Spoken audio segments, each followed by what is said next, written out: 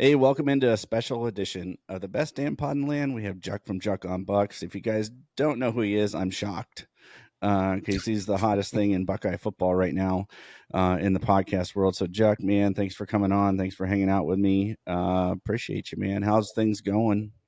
Fantastic, buddy. So happy to be back on with you.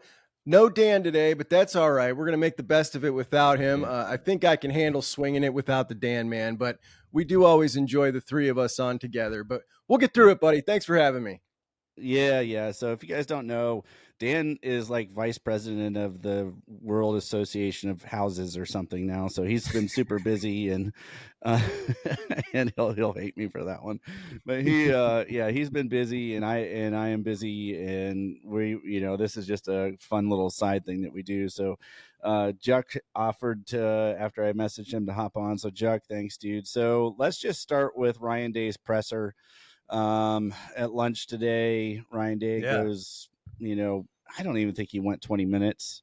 And I was not satisfied with any of his answers. And I'm not a Ryan Day apologist. I'm one of those people I don't know who you go get if you get rid of Ryan Day, but I'm not really going to apologize for him either.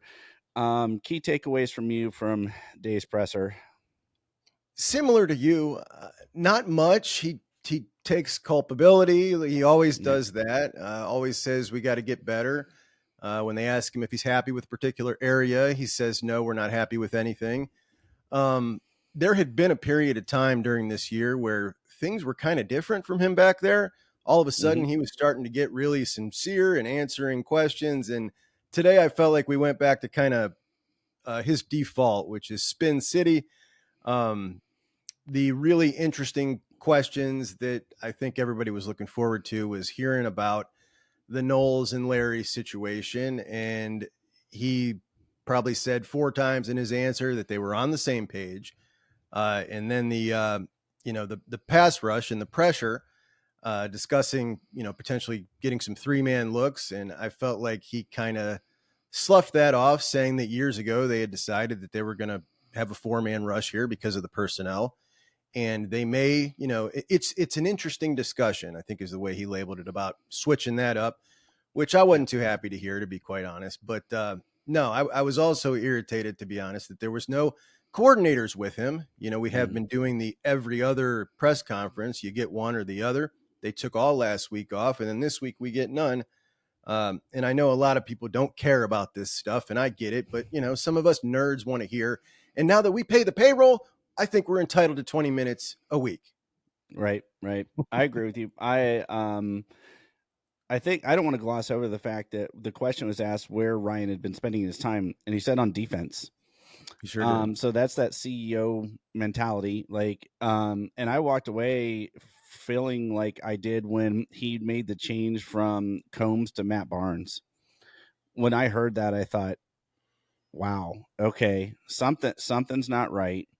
And I was kind of surprised. I'll be honest. I was a little bit surprised by that answer because there was enough, offensively. I thought that, he probably could have been in Will Howard's ear a little bit. I'm not saying, Will played to his ceiling in that game. I keep saying that. Against Oregon, I think he played as best as he's going to play. Like, you got the best of the best out of Will Howard. And so did you. You did the same for Dylan Gabriel. But to hear he was working with the defense and spending time with the defense, that tells me there's going to be some changes made, and maybe he just didn't want to come out and say it and give Nebraska a heads up. Maybe that, I use the word, like I told you at the start, the NFLification of the pressers with Ryan Day, that, lower body injury and, yada, yada, yada. But yeah, so thoughts on that, thoughts on him spending time with the defense the last 2 weeks. So my reaction to that was he was, more than anything, he knows and he hears what's going on. He knows everybody was really angry. And I just kind of took away from that he wanted to project to everyone that, don't worry, I understand, I'm on the job. That's what I took out of it. But, you bring an interesting point up, potentially. I don't know. Like I said, we're all trying to fit in between the lines where we think it makes the most sense. And sometimes to what we hope we hear the most too. Right. Yes, yeah, I agree with you 100%. One of the interesting murmurs around, and I didn't catch it if he mentioned it today on the presser, was some injuries.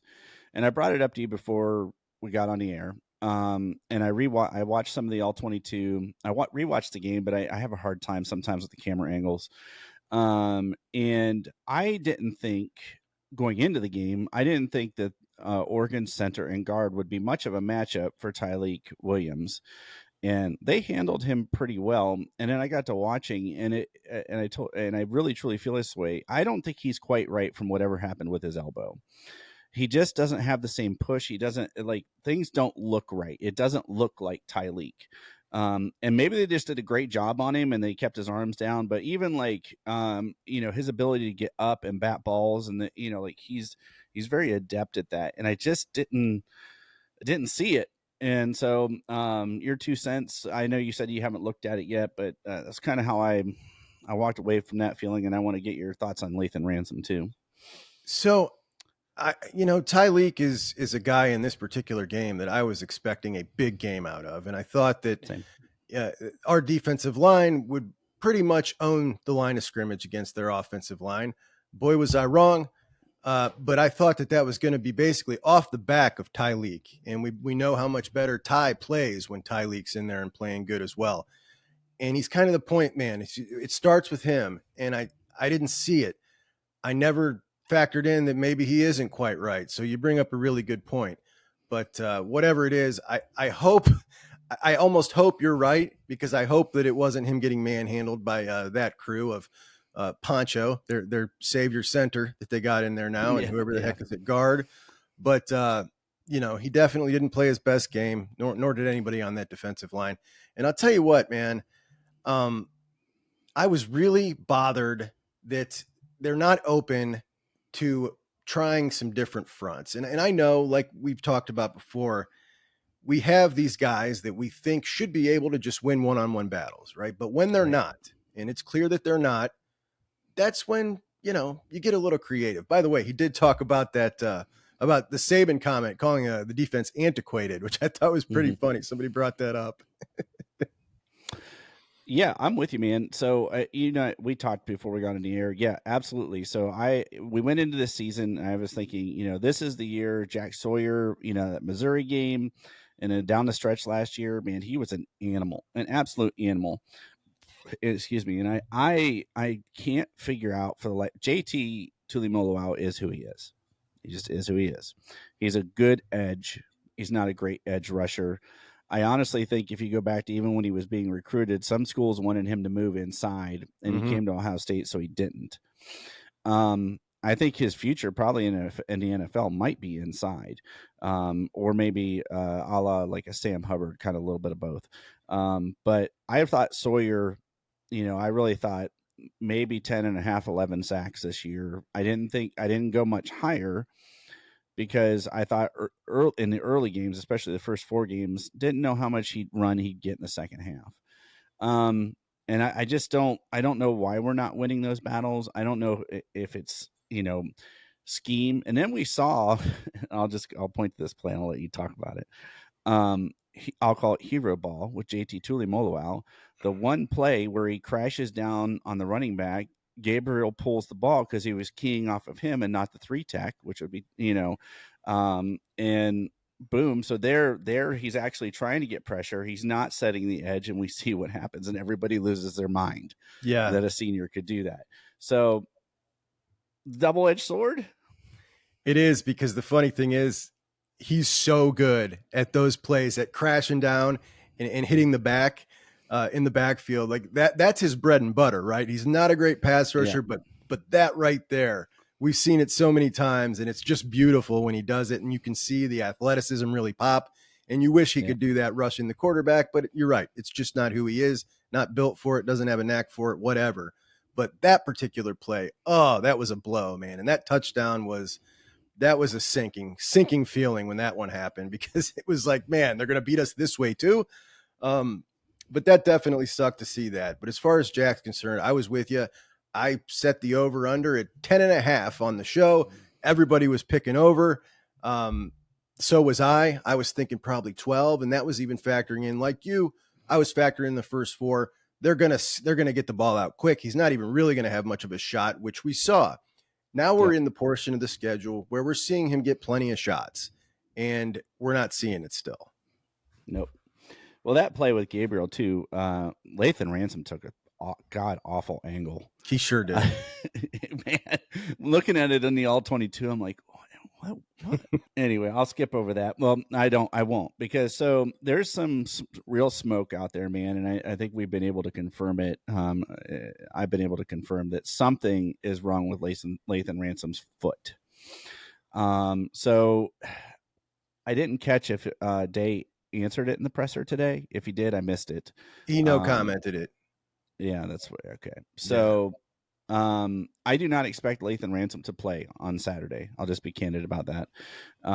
So I'm putting Matthews in the nickel and moving Hancock back to safety. I'm not overly confident in Lorenzo Styles at nickel. Is this what you would do? It is what I would do. Okay. There is, when we talk about Lowe or Jermaine at nickel, there is some part of me that obviously Jermaine is, I think, the best cover man on the team. Yeah. But down there taking Hancock's spot, I've seen a couple plays of Jermaine making some tackles that have given me some hesitation of having him down there, where you're talking more of a physical nature of tackling rather than the out in space that he's really good at. You know, sometimes we rely on Hancock to kind of play like a linebacker. In that scenario, I certainly feel more comfortable with Lowe. But all in all, you know, I think you got to go with Jermaine.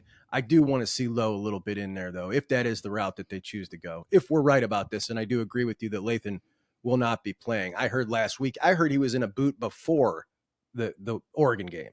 So yeah, I heard the same thing you did. That something was going on, and it might explain the angle that he took. It might explain he was late a lot. Mm-hmm. And he's probably trying to play through it. I haven't been able to put any credence to this, so I won't put out what I was told it is, but we'll just see how it plays out. But I did not expect him to play at Nebraska. I do expect him to play at Penn State. So let's switch to, and I know I caught your show this morning, and I just want to get your take. So Will Kazmarek, done for a while. The Kaz. Ryan, what's that? I was just talking. Every time I hear someone say Will Kazmarek in my brain, I say the Kaz, because it's just what I call it. And obviously Josh Simmons done for the year. Wouldn't even be back for the bowl a playoff game or a run. So Ryan Day says they're going with Zen Michalski, essentially almost like he said it for this week. It's the way it was my inference of what he said. And there are ways in my mind to mask a bad tackle. They're the Isaiah Princes of the world, for lack of a better way to say it. There are ways that you can do that. You can chip, you can help with the back, you can use a tight end. We do, we run a lot of 11 personnel. It'll be okay. I thought Zen played adequately given the assignment. Is he, I want to be careful how I preface this, because and I know that during the summer when the sickness went around the locker room with the linemen, Austin Sarafeld repped primarily at left tackle just out of need. So is this Zen prove it? If not, we're going with Austin, or do you think he's really just the guy and that's who we've got and that's what we're running with? I hope it's more Zen prove it, and they're not just saying we're going to stick him in and ride with it no matter what, because we know that Austin did play well, and that was really part of his ascension, playing there so good that they're like, okay, we got to give him some serious run at right guard, which is a more natural fit. But when they did ask Austin about playing left tackle, he gave the answer, and this was several weeks ago, that was made it sound to me like I'm not so comfortable at that, but I'll do it if I need to. Nonetheless, if Zen doesn't play so hot, I'd say he'd probably be the next best option if you're not going to really start flipping around some guys, which you could do, but then you kind of mess up some chemistry on the other Hmm. side. And I'm big on chemistry with an offensive line more than anything else.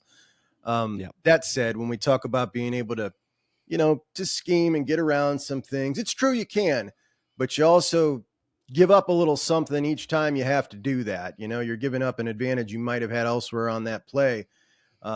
And you're also, at other times, maybe you're favoring one side or the other. Well, now you're favoring the Fryer side, which was the side you were scheming away from before. So at any rate, Right. it's just such a massive loss for this offense. But I want to say, like, I got confidence that the best possible guy handling it in college football is the guy handling it in Chip, Yep. which makes me feel better about it.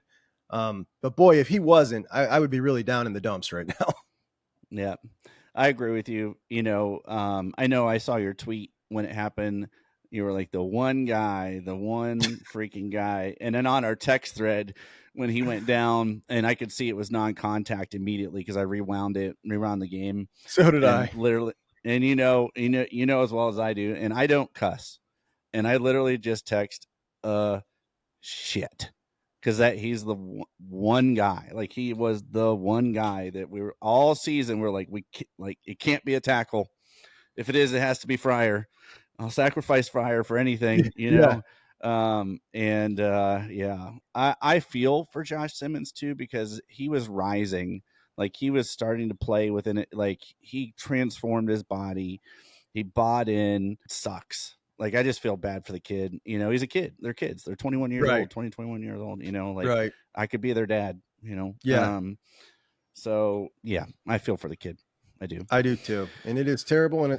Yeah, like, I mean, and it doesn't take a genius like to figure out what we all knew, that was the one guy you had nobody to replace in a team Right. that's got depth everywhere, and seeing it like we saw it, and just one of those injuries where, like you said, you just know immediately. We've seen this long enough. We know immediately. Yep. Okay, he's done, and Yep. man, what a blow! And in a game like Yep. that, on top of it. Yeah, and I know that everybody's talked about this. I just, I think we have enough crossover too with our shows that I think that people have probably heard this, but um, I want to. There's, on the community boards and stuff, people are saying, well, Simmons should come back. Guys, he's not coming back. He's not going to come back to Ohio State. I'm just telling you right now, it's not happening. He's going to go. He's going to be at worst a day 2 pick in the draft. And he's a freak athletically. He's put enough on tape. He's changed his body. He's had a major injury. He's going to go get his. I know that we have NIL now, but I'm sorry, he's not coming back. That's just my 2 cents. But I tend to agree with you pretty strongly when we talk about offensive linemen. You know what I mean? It's like, yeah, you got to go tackles get in the paid when you NFL. can, Yeah, especially if you've had an injury like that. They get to their second contract, and it's like, ridiculous. And that 1 year of NIL money, all of a sudden doesn't look so hot. It is what it is, man. We've got ourselves in a sticky situation. And I was listening to his show, and I keep hearing this as we talk about next year and talk about the recruiting class currently with only 3 offensive linemen in the class, that we're going to get 1, maybe 2 offensive tackles in the transfer portal to start next year. And I'm just good like, do you freaking guys luck. not pay attention to the transfer portal? That doesn't exist. Nobody can do Nope. that. If you get 2 guys that are tackles out of the transfer portal and they start on your team, you will suck, because only about 5 of them exist that are starter caliber at Ohio State, that are an upgrade over what you got on the roster. So if you're pulling Yep. 2 out of that 5 that everybody else in the country is after, you've done one hell of a job. Odds are that's not happening. So what's the next best plan? I don't know, but they've got themselves in a situation for years of not so hot recruiting on the offensive line. And again, we're seeing it this year. Let's hope they can flip Amaji Duan as he comes in for his visit this weekend for Nebraska. Well, I'll say this for next year, and I've already told Dan this. So Devontae Armstrong will be your starting right tackle next year. I We're would like okay that. there. Yeah, we're okay there. Like I've seen him up close and personal. I don't know if you did or not. I saw No. him when I was down there up close, and he looks completely different. Before he looked like a starting power forward. When I met him, when he was there for an official visit, and I think it was at the spring game or one of the early games of last year, and he looked like a power forward for a basketball team. Looks completely different now. Completely different. I don't remember what game it was, but yeah, completely different. So I think he'll end up being our starting right tackle next year. So I'll put some people's minds at ease. And for everybody that loves to argue with me, I'm telling you right now that Luke Montgomery is your center of the future. Stop trying to put him at tackle. He's not going to play tackle in college football. I know he was a tackle in high school. He's going to be a center. Just deal with it. I've heard some of that talk too, Chad, and I don't know where that's coming from. But That everybody he'll be a kind of went. tackle? It went around all last week talking about maybe Luke Montgomery. I'm like, no, No. no.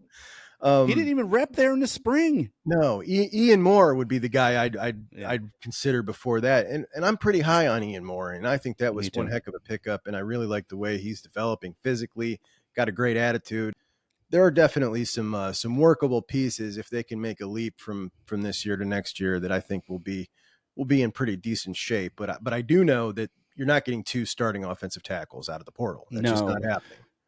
Well, so I'm going to be honest. I think that Justin Fry thought he would be okay because I think he believed he was going to get David Sanders, and so you could drop David Sanders in day one at left tackle next year and build your line around that, and we didn't. And so now, yeah, you're really hurting at left tackle next year. And so good luck. I mean, Yeah. getting a starting tackle. Look, they tried both cycles. Yes. Thank goodness for Seth McLaughlin. Stroke of luck there, man. Yeah. So I want to ask you too. So I reached out to my contact at the Woody, and you know who it is. But there is. I'm a little concerned about Q. He did have a procedure. I reached out before the Oregon game because there was all that smoke, and I didn't get an answer. And the answer I got was LOL. Who knows? So apparently they were told not to say anything. I'll just be honest about it. That's probably what happened. And then he has the fumble where Harmon rips the ball out of his hand, which kind of makes sense. He's probably got some weakness there. But how are you? Like, I don't expect Q to play Saturday, much like Lathan Ransom. Where are you at on that?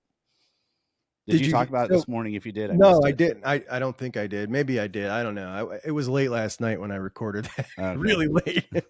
Sorry, Mrs. Belletti. Yeah, right. I fell asleep. Shortly after that. But the injury happens. We heard about the injury before the game. I think it was the day before the game. And then we see the fumble. We know Quinshon hasn't fumbled in a couple of years. And we know how the dude's built. Obviously, Harmon's a beast as well. But to watch him get that ball ripped out of his hands like that, not something we've ever seen before. I have to think that the hand had something to do with it. Ryan Day was asked about it. He said it did not. I'm not so sure if I believe that. I don't know. But the procedure that he had done on his hand, I was told is something that can usually take 4 to 6 weeks to come back from. Obviously, when we talk about these kind of athletes, that can seriously cut down that recovery time because they are so gifted in a lot of ways, very mutant-like. Like Q's just a ridiculous dude. He's like an alien. So potentially faster than that for him, I'd say. But no, I don't think he's playing next week at all. I think it's James Peoples' time, baby. Yeah, it's Peoples. It's going to be Trey and James Peoples, and I think you might even see some Sam Williams-Dixon at the end of the game, which would be good. Yeah, I'll tell you offline because I won't put it out there because it would probably be some sort of HIPAA violation. But yeah, if what I'm told happened is true, then yeah, everything I've read is like there could be some weakness involved with it, and it takes a month to 6 weeks to get back. So, all right, Juck. So there's been a little smoke today around, and I don't do much with Michigan stuff at all. I can't, I don't talk about it very much, for reasons. But the a few folks are saying that it sounds like they may have reached some sort of agreement with the NC2A. Are you hearing anything yet? There's a few things out there. I do have a little video I could show you if you'd like. I would love to see your video. Okay, so I'll share this and get your 2 cents on it. Let's see. It's pretty interesting. I think you'll recognize the character. I don't know if you know him or not. He's pretty famous for Oh yeah. God, I just loathe that guy. I just cannot stand him. The sight of him, Chad. He's just I so know. he thinks he's so smart. He thinks he's like he thinks he's a movie action hero in his Yep. own mind. He really does. And it's disturbing to watch. The guy's definitely mentally ill, in my opinion. Yep. Thinks he's the smartest guy in every room he's in. I have heard that there's some smoke going around there about a potential settlement, which what that means. I don't know. I'm not someone who's really stayed up into the punishments and stuff. Dan's the guy that tells me about that because he's Me really either. interested in that. My Yep. brain doesn't like. I don't. That's not my world of football. You know what I mean? Like I want to talk about Nope. football. When I hear that stuff, I'm Yep. just like, if anything happens to them really bad, that would be a sweet bonus. If not, Yep. I'm far more enjoying watching the football they're putting out on the field every Saturday Yeah. than any of those punishments are going to do for me. Like I Yeah. love the state of that program right now. I love that they hired that G5 head coach and all the fans celebrated over it. Now are quickly jumping off the bandwagon and screaming about it, all angry when they supported it lockstep, every last one of them. Yep. I'm with you, man. Dan's the guy that stays up on that. I don't he has a contact to somehow with the NC2A. I do not. That's way out of my wheelhouse. I tried to stay, inside the Big Ten, mainly on the Buckeyes, but yeah, they've definitely not had a great season. I will say, for what it's worth, Khalil Mullings, talented running back. Yeah, Talented running back, absolutely. Like I'll give him that. Like if he leaves after this year, if they're in a lot of trouble, somebody's going to get a good one. A lot of good for running sure. backs in the Big Ten. A lot of good running backs in the Big Ten right now. No doubt. And I like. Hey, Chad, Go ahead. Yep. can we take a pause? There's a guy with a weed whacker right out of my window here. I think he's about to come my. Okay, he's cleared. He's cleared the area. All right. I'm going to leave that in too because that'll be fun. Yeah, so you have Khalil Mullings, and I wanted to get your take. So Andrew Balboa commits 5-star, commits to Michigan. Mm-hmm. And I was like yelling in the chat on the morning roast this morning because nobody apparently nobody's done their homework on him. And it drives me bonkers because I built a 2025 recruiting list. I'm working on my 2026 recruiting list. I do that for a reason because I pay a lot of attention to recruiting because recruiting, as you know, the lifeblood of programs, and Michigan is finding that out this year. So what do you think of this Balboa commitment? Andrew Babalola from Kansas, a kid who is not from the deep South, so there are no excuses when it comes to bringing him out of where he's from. He's from Kansas. We didn't offer him. It made me absolutely furious that we didn't go after this guy. We're talking about a top 5 offensive lineman in the country, and Michigan did. Now he was considering, a couple of the schools that got the fancy degrees, like we saw Josh Petty with the Georgia Tech, Stanford. Babalola was the same type of kid. He wanted a degree like that, and they somehow bamboozled him into thinking that Michigan was one of those such degrees he could hold up and be super proud of.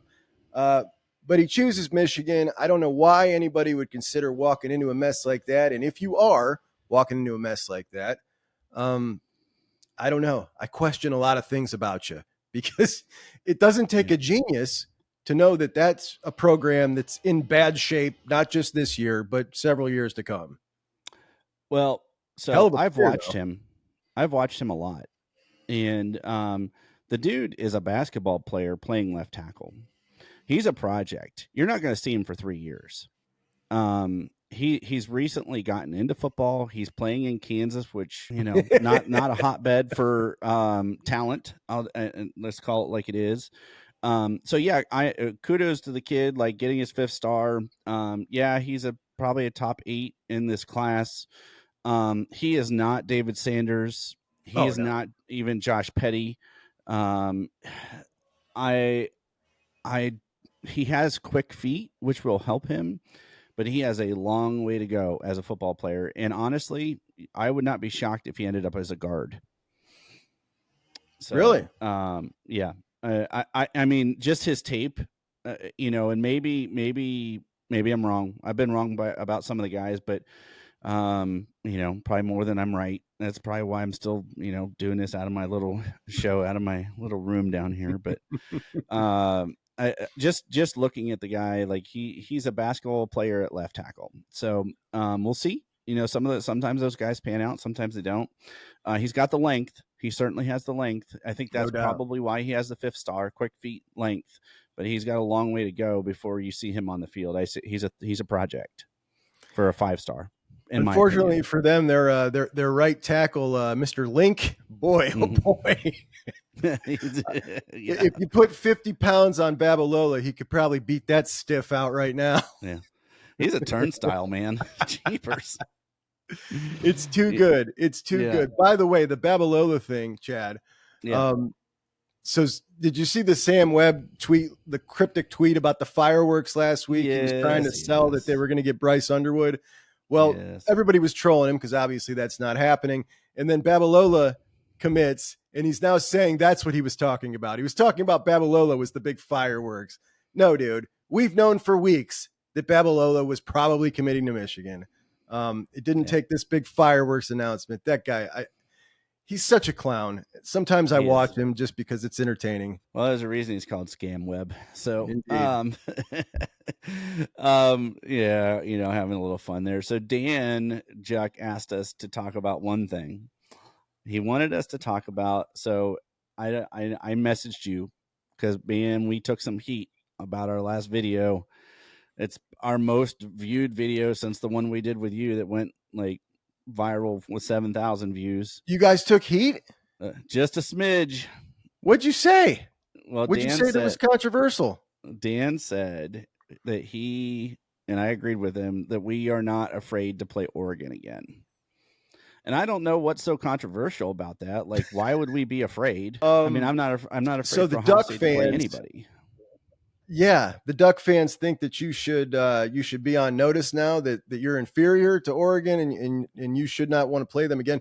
They won by 1 point in their home stadium. Yeah. The bravado we've seen out of some of them is just ridiculous. But I will say I got quite a few. I mean, like, and it's been like this for like 6 months. But the second biggest demographic out of different Ohio cities that watches my show, of course, Detroit, but then it's Mm-hmm. Portland and Eugene. And Mm-hmm. it's crazy how much they're into the Ohio State content, and they're usually pretty cool. Yeah. They were a Most of lot them have been cooler great. before.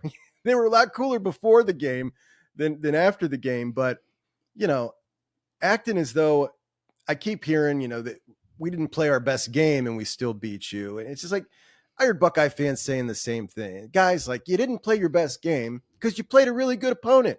And Yeah. that's what a good opponent does. They keep you from playing your best game. You probably will never play your best game against a really good Yeah. opponent, and you're all going to leave stuff out there. These are two really evenly matched teams, and this is going to come down to coaching again the second time around. Um, Yeah. it's to me about how you feel about the game plan and the ability to adjust, which to be quite honest, and Ryan Day addressed today, said that they had the conversation about potentially pulling Denzel Burke during the game. They elected to go with him because they believe in him. I think that was a poor coaching decision, to be honest. I think most people agree with that. When you see somebody getting beaten, embarrassed like that on a national stage, give them a breather, man. Get them off the stage for a few, let them regroup, then talk to them. You good? You good? You good mentally? Let's go. There's no Yeah. shame in that. Everybody has a bad day. So I thought that was a poor decision. I think that all in all, Dan Lanning's staff won the battle. I thought Will Stein beat the pants off of Jim Knowles based off what they had showed up, before the game to what they presented on that game. And It had nothing to do with their players overmatching our players or being too fast and things like this that I've heard since the game from some of the Oregon fans.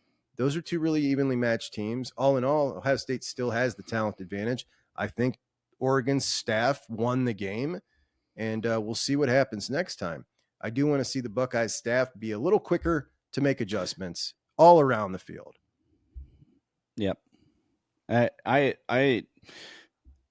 took a lot of heat because I said Jim Knowles reminds me of Jim Haycock back when he coached defense for Tressel, because they'd give up some yards and points in the first half and they'd come out in the second half and just absolutely shut you down. And I kind of felt like that's kind of what Knowles had going this year until the Oregon game. Felt like it, right? And Yeah.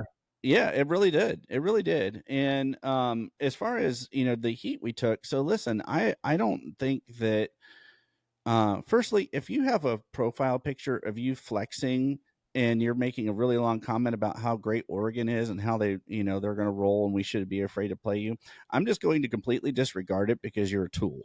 And for having a profile picture where you're flexing. So you get no response from me. You get nothing, no soup for you. Secondly, yeah, I think it was two good teams. I thought Dylan Gabriel played the best of any of the games he'd played up to this point, and Will Howard did as well. Oregon won the turnover battle. And then kudos to their coaching staff. They ran circles around Jim Knowles. But that doesn't take away the fact that, like, yeah, so they're saying, well, take 7 points off the board because Kazmarek, that should have been a pick and da-da-da. It went both ways, guys. Like that OPI should have never been OPI. There's thousands of things within a game. It's and it can There come down to is. one play, and it did. And I think what they were mad about is, like, we're not running around going, oh, you're the best, you deserve all of the recognition. You're not going to get that here, man. If that's what you're here for, you're not going to get it. The great atmosphere, great game, really nice fans for the most part, amazing setting, all of that, very loud. I'll give them every ounce of that for sure. But if you're coming here wanting us to be like, oh, Mighty Ducks, Mighty Ducks, yeah, you're not going to get that, man. You're not going to get that here. Sorry. There is, one of the things that I really love about college football is every fan base has kind of its own personalities and idiosyncrasies. Mm-hmm. We certainly have a very unique one as Ohio State fans. They have one too. And one of the negatives I've noticed about theirs, and we have our negatives, but one of the negatives I've noticed about theirs is they do have a bit of an inferiority complex. So it squares up Mm-hmm. with what you're saying here. They constantly want to really be accepted into like a blue blood. They're constantly talking about, is Oregon a blue blood now, and trying to like make their case for that. They had a crappy football history until Mm-hmm. Rich Brooks elevated it, and then Mike Bellotti a little further, Chip a little further. They're 100 years behind everybody, right? In Right. terms of trying to really play competitive football and spending money and things like that. So it's going to take a while. I'm not knocking the program. I'm just saying, like, No. I get where the inferiority complex comes from. They've also been beaten down by Washington. Most of the, if they're our age, the people that are our age that are Oregon fans, they've felt like the powerful Oregon. But any of the older ones, like Washington, is the king of that rivalry when you look back at all Mm-hmm. the numbers. So they dominated by their rivalry, never done anything on a national scale. But then all of a sudden, you make 2 national championship games in the last 20 years, and things look sweet. But they got this inferiority complex that they don't need to have because their team is that good. They're that legit. They got the right guy coaching it. There doesn't Yep. need to be that. You know what I mean? There just doesn't need to be that anymore. Yep. And I really hope we get that rematch in the Big Ten title game. I really do. I want to see it. I think it'd be great. Be great for Indianapolis. It'd be great for the Big Ten. It'd be great for football in general. I don't think as long as neither team loses between now and then, I don't think it puts either of them out of the playoff picture. Yeah, I'm excited for it. But if you want me to say that, like, oh, you guys are the greatest team on the planet, you're not, because I think that Oregon, well, we can go into the AP poll, Juck. So Oregon, Texas gets manhandled by Georgia, which, boy, I did not expect. I thought that would be a lot closer of a football game. And you got Penn State still undefeated, Ohio State, Texas, Miami, they're pretenders. Tennessee, LSU, Clemson, Iowa State, top 10. So I think you have Oregon, Georgia, Penn State, Ohio State, Texas. Really, if you're asking me for teams that would have a shot to win a national title, I think those would be my 5. I think I'd agree. And that's really contingent on how Penn State plays Ohio State. I'm not 100% sold on them yet until I see them play Ohio State. And I felt like going into last weekend, going into the Ohio State Oregon game, it was either Ohio State, Oregon, or Texas were the 3 teams left that we kind of needed to see take a big test. And I think both Ohio State and Oregon passed the test. Yeah, yes, they're absolutely the real deal. Texas's first real test, they failed, but I think that was more credit to Georgia all of a sudden playing a game they haven't played in a year and a half. Just tremendous. Looked like classic Georgia. They were fantastic. And Texas was shell-shocked right from the beginning. That doesn't mean I don't think that they could put up a closer game if they played again, or that they could not potentially beat Oregon or Ohio State. There is the potential for that, in my opinion. I don't want to play the whole video, but did you catch Joel Klatt? And you know how I feel about Klatt, but I do. I haven't said anything in like 3 weeks. It's been a couple of days. Yeah. But did you see his response? And there's been some stuff he's put out that I've agreed with. Like, I think that the thing with Klatt is I feel like I used to really, really respect him as an analyst, and now he's become more clickbaity and he has his own show. And I think that's what bothers me more is like, that's what's happened with him. But everybody's got to make a living. But he talked about the refs overturning that pass interference penalty because of all the bottles and everything, and having a chance to look at the Jumbotron and the precedent that set. So did you catch that? Did you have a chance to listen to that? Oh, I did not listen to him, but that's exactly my thought in the moment when I was watching it. Like, you can't do this. If you do this, this is going to happen again. Like, guaranteed. Right. Unfortunately, they did it. We'll see what happens next time. I can almost see like certain fan bases getting ready and gearing up for something like that, like an LSU or something. Giving away free.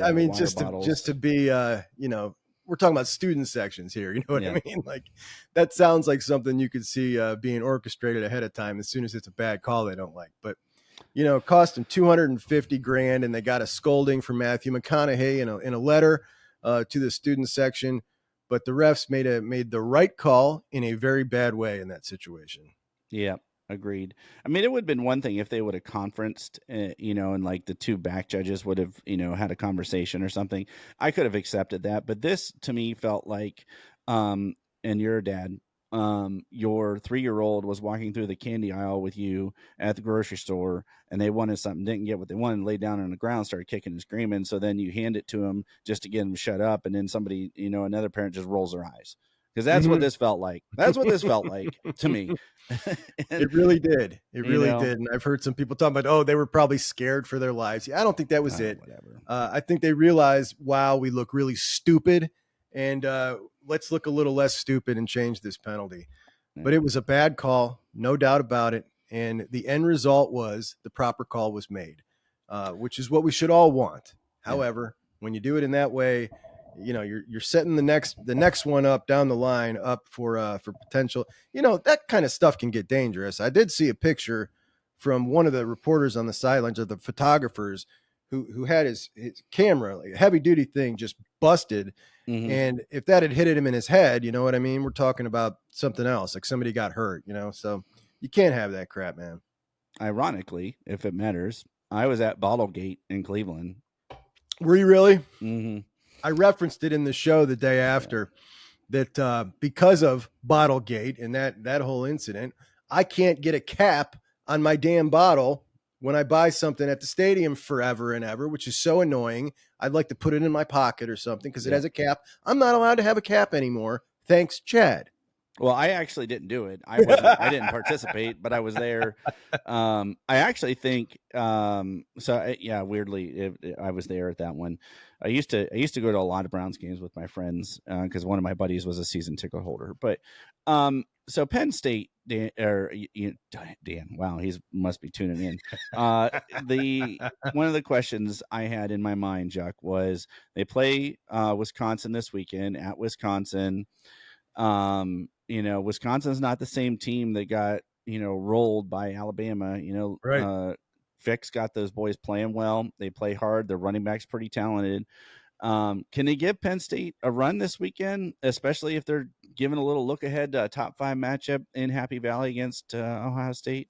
I think they can. I think they can. Ever since, and it was my upset pick of the week 2 weekends ago, Wisconsin heading into Rutgers. Mhm. And I just had a feeling this is the week we're going to start to see Fick really start to take effect and these guys start playing good. They killed them. It was like Yep. 43-6. Yep. And they go again and win last week by 20. And now, obviously, an amazingly huge game for Wisconsin, for Fickle in his tenure, for their fans to say we made the right hire, because there's been some wavering about that. So a game that these guys are going to be absolutely up for. And Penn State knows that, but these are the kind of spots that we've seen Franklin fail in the past. And by the way, the Penn State fans were arguing whether or not their win out at USC should be counted as a big win for James Franklin. Now USC is 3-4. So no, I'm sorry. It wasn't a big win going to overtime and winning at USC. It just wasn't. Now this one, I don't think they're going to be looking ahead to Ohio State, because I think they understand just what a test this is in Camp Randall with a Wisconsin team that wants it really, really bad. If James Franklin hasn't been able to, instill that upon them, then a huge failure on him, because this will be a serious fight. And I look for it to be a pretty close game. I agree with you 100%. I am curious. It's a night game. It's a 7:30 game at Camp Randall. I think you and I have seen enough of those back in the Terrell Pryor era. Jump around starts going around. I'm putting up the AP poll for everybody to look at. Jump around starts happening at the start of the fourth quarter. If it's a close game, it's rowdy. And rightfully so. If I'm Penn State, if I'm Penn State, I'm really, really pissed at Big Noon, because you've taken away I've been to a whiteout against Ohio State. I was there for the swing pass to KJ Hill. Mm-hmm. And I was kind of down in the corner of the end zone on the opposite side, so I couldn't really see what happened. But yeah, I know. It was awful. But I just knew that the stadium went silent, so I knew they scored. But that atmosphere, Jack, I mean, and the Penn State fans were pretty gracious too. I'll be honest. Like, where we were sitting, it was some older fans, and it wasn't a bunch of kids, and they were pretty decent to deal with. Like, after the game, not so much, but right. But that atmosphere is crazy, dude. Like, absolutely insane. I'd love to go out to an Oregon game, but Big Noon robs Penn State of that opportunity. But then they got to go play this week at Camp Randall. Yeah. It's something that, obviously we don't discuss a ton because we don't have to really deal with it, but we all know that is one of the Penn State whiteout specifically biggest home field advantages in college football, if not number one. And you're taking that away from them against their toughest opponent. I mean, that's ridiculous. That's ridiculous that happens. Not to mention everybody around the country wants to see that. It's just, I don't know, man. The almighty dollar controls it, but you just want to tell the folks, like, you're devaluing what this could be. This could be way bigger and better. And they just don't seem to get it year after year. I thought they would have figured this out by now. They're just not getting it. Well, and I'm not a Penn State fan. I don't really root for Penn State. I just think that it's the quality of the programming. And then having been to a whiteout, like, I thought the second deck was going to fall on the first deck. It was just because it was shaking, and it's pretty wild, quite honestly. And it's not the same at noon. Ain't nobody even awake. Most college kids aren't even awake yet. So yeah, it's sad. And then to force them to go to Camp Randall and play a night game and say, "Oh, well, we're going to take away your biggest advantage the next week." It's kind of sucks for them. So Penn Yeah, State fans, I feel for you a little bit, man. Yeah. we're sorry, guys. Yeah. But with the Badgers, man, I'm telling you, they got some mojo up there at night, man. We've had some They, funky games up there at mhm. night, and that's a serious home field advantage for sure. So they definitely got screwed. Those are two places I would like to go take in a big night game. I've not been to one to either of those two for a night game myself. That would be really cool. Autzen, Eugene, go ahead. Awesome. Washington. Yeah. Also, I would like to go. I just don't see myself ever making the trip out there. I just don't. It's just far. I don't like to, I don't know. I got a mental thing about traveling so far just for one game, unless it was a championship game, but Yeah. maybe someday. Yeah, I mean, I've been to Washington State. In my young career, I traveled all over the US to do certain things. I've never been to Eugene. I've heard it's beautiful. It is kind of on my list after seeing that. I think it would be great. I've been to the Rose Bowl. I think it would be really cool to see and go to a game, even if it's not an Ohio State game, just to go to a game, just to see like the setting and everything. Yeah. But yeah, the whiteout, absolutely insane. No game I have ever been to at Ohio Stadium, and I've been to, I don't even know. I tried to count one time, but the over 50, and the closest I could come, and I don't know if you were there, was the Michigan Ohio State game 2006, No, I and wasn't at that one. okay. And What a so I great was there one. with my dad, and I was in the end zone facing toward where Beanie broke that run. Mm. And like we are kind of in the corner again. And it was before we had the seats we do now, where I'm more cozy and I'm not on a bleacher.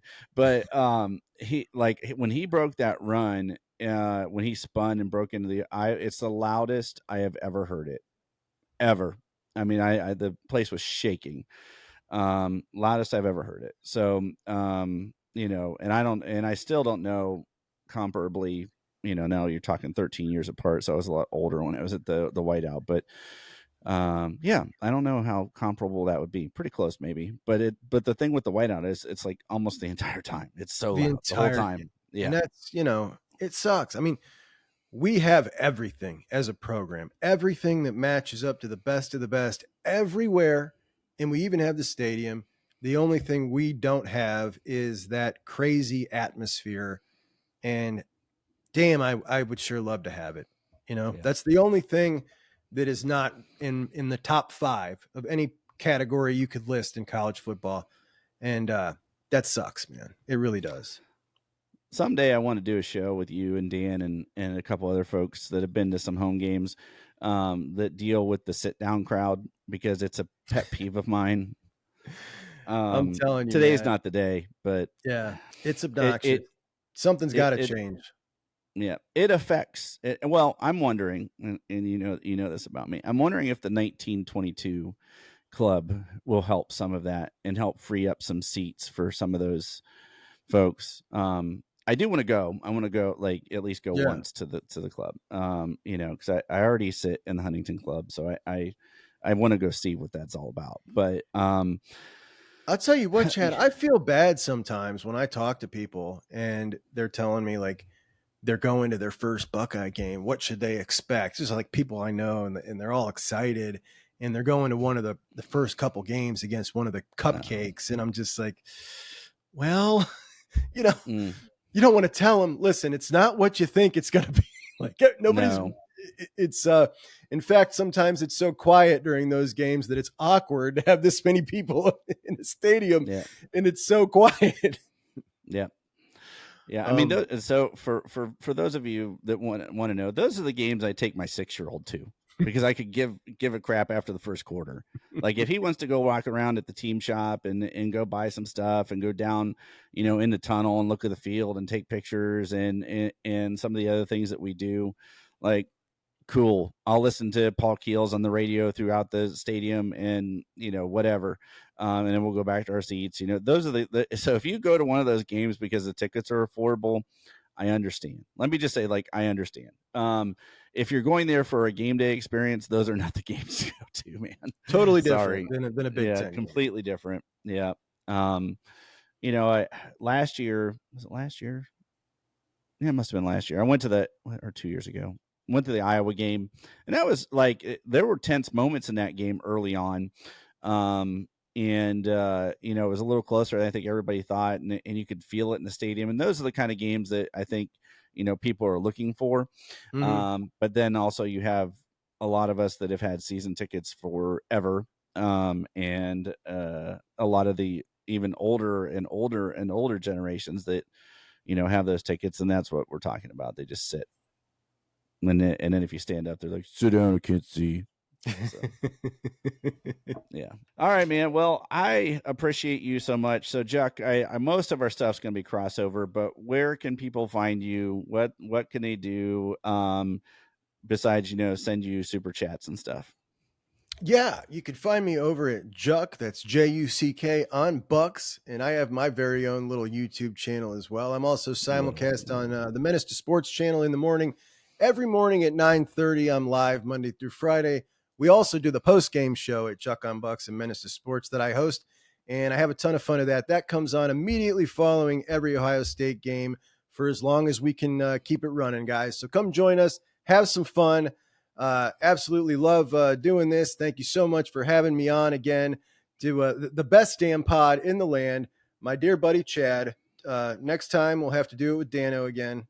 Yep. Miss Dano. Yep. He gets everybody all fired up. I guess I'm too He's a lame to very get everybody controversial fired up, but guy. no. I mean, I'm candid, but I don't I don't know. I feel like I'm the rational one, I guess. That's why Dan always says, I always say fan is short for fanatic. So, and Juck, I wanted to give a shout out too. So I have one of your shirts, one of your Juck Eye shirts, the Tri Poly blend that you Oh sent yeah. me. Super comfortable, super comfortable. Love it. I've actually worn it on a couple shows, just to shout you out. So is there a way people can get that merch? Yes, ColumbusApparelCo.com. You can get a full line of Juck on Bucks apparel. They're my official sponsor, and they've been great to me. They've been great in the charitable organization in raising some things, particularly for Johnny Hockey and his family around Columbus. So Columbus Apparel Co. Great company, and you can find any of that stuff there. Thank you, Chad. Yeah, absolutely, man. Well, thanks again, Juck. You guys, I appreciate you guys. If you could give us a thumbs up, give it, and if you haven't subscribed, subscribe to Juck, subscribe to us. We appreciate all of you. Appreciate you guys hanging with us. Super appreciate Juck filling in today as Dan is vice president all over the world doing houses. So, and we'll catch you next time. And as always, go Bucks. Go Bucks.